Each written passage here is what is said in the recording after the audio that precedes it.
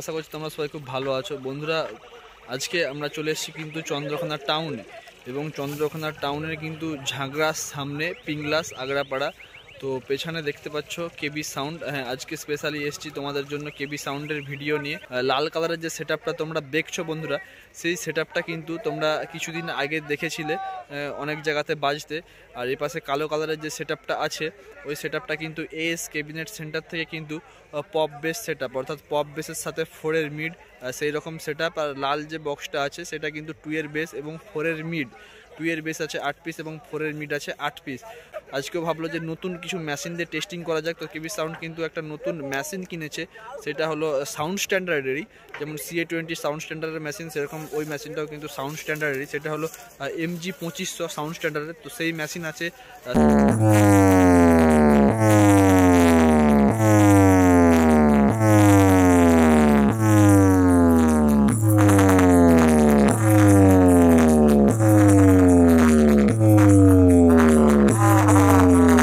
DJBM Remix, सात बज से